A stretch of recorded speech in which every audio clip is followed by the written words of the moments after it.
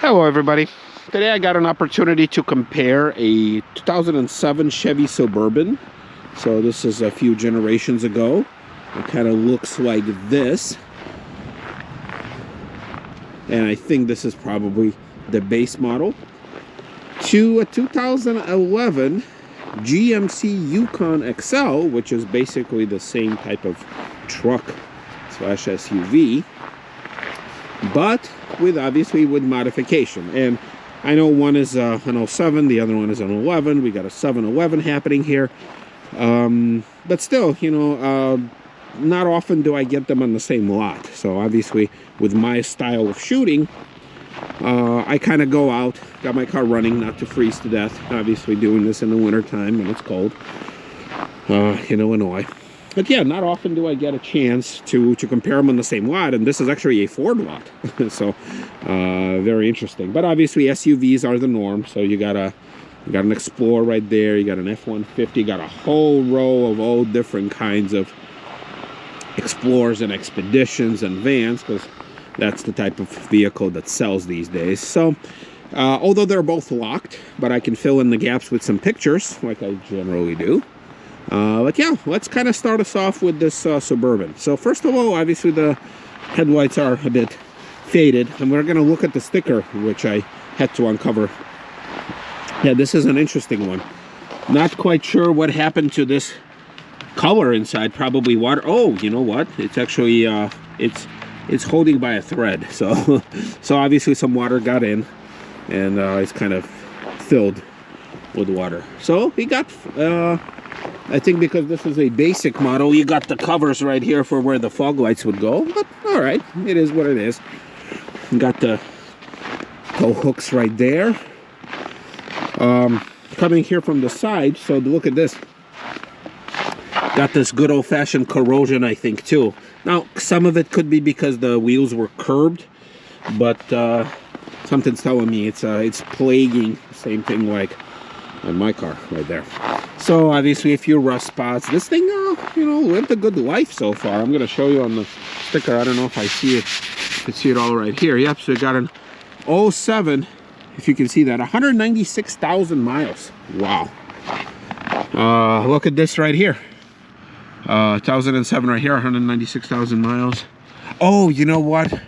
I thought that this was the price, but no, they want reconditioning, destination, and 3 months warranty for $885. Okay, and then they do have a price right here, $7,900. So I don't know, for $7,900, I'm not sure if it's a good deal or a bad deal. I usually don't really go into these things. Oh, looks like I got some company right here.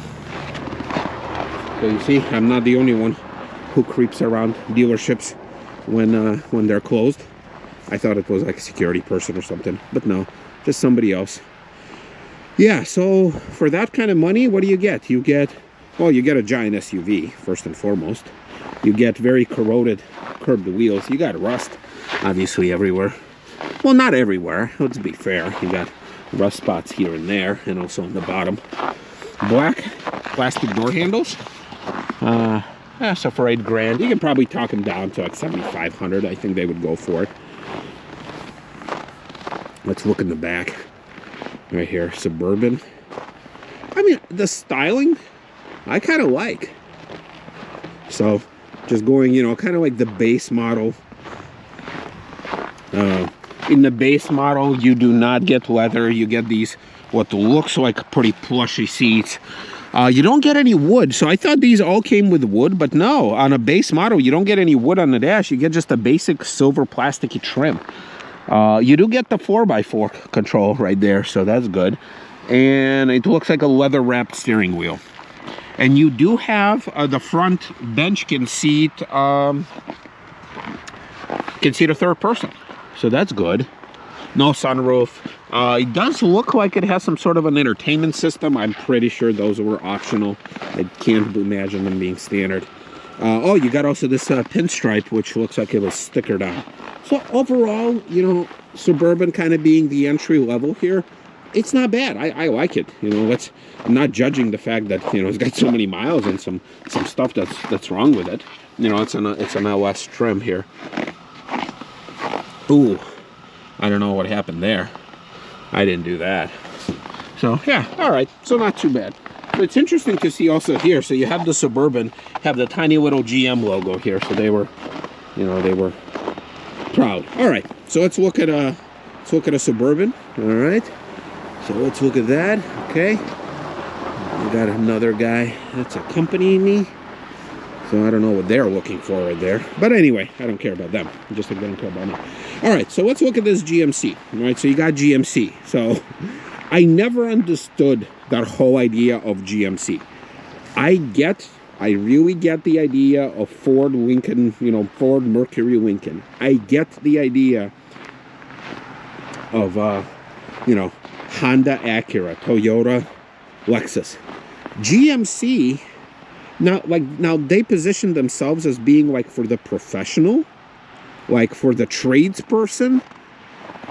I don't know. I never got that. I mean, you don't get any more luxury, I don't think. I think just about every feature you can get on that, you can get on this too. Now, I know this one has a Denali trim, but I think if you get a fully loaded one of those and you get a Denali trim, I mean, I don't know how much more luxury can you get.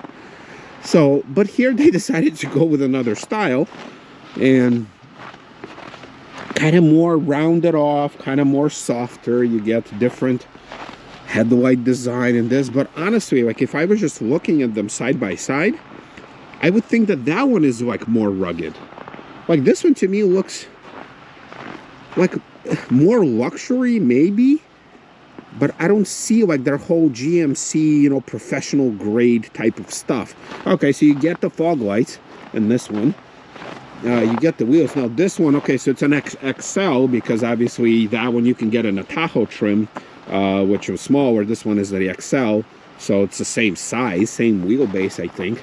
What do you get? You get rims, which, because the car is newer, probably not as destroyed. Actually, this rim is pretty good. It's actually still shining. Now this one's got the SLT, so this would probably be like the fully loaded one. So you get on this one, I'll have to fill in the blank, but you do have the little wood piece right there. You still have that silver trim in the middle, so why couldn't they give you wood in the middle? I don't know. But here you have the console, so you have two in the front.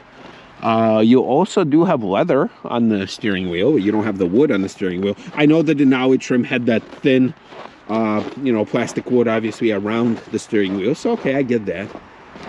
But in the back, like looking at it, I can't really tell them apart. Well, I can. This one's got the three circular pods instead of a one headlight type of assembly. So what do you get? Okay, for flex fuel here. But yeah, like I'm not getting the vibe that this is somehow more professional, more something higher grade than that. I don't know. Maybe that's just me. But I've always been fascinated with like what manufacturers do to turn their base trim cars into like the more luxurious version of themselves. And here looks like they give you leather. Obviously, you have probably heated seats, which from here I can't really see the switches. So. But yeah, okay, they are in the door. Yep. So yeah, I think some of these, yep. So some of these had the little arrow indicators and the turn signals, which I never understood why. Like, who is this for? Is this for the driver, or is this for the car that could be sitting here? I never understood why these duplicating things were needed. I know, like in Europe, they have a requirement to have a side marker somewhere on the car. But here I don't know. And interesting, here they don't have the little GM thing. Where's the little GM badge here? So maybe they realized by 2011 that it was a bad idea, or not necessary. Could save them a couple pennies per car. So yeah. So anyway, if I had to choose, I think I would go with the Suburban, just because it's more base and more rugged and probably more professional. This one is more luxurious and kind of rounded off, kind of softer lines. And none of these would be very good on off-road. I mean, I can't imagine them being good. Oh, look. Looks like more cars are being delivered somewhere. So anyway, there you go, my little exploration. So again, I love these comparisons, little tricks that manufacturers use. So which one would you choose? And let's ignore the fact that these are different years and technically different vehicles. But yeah, I would go Suburban. I don't know, the GMC stuff just never really spoke to me. All right, everybody, we will see you next time.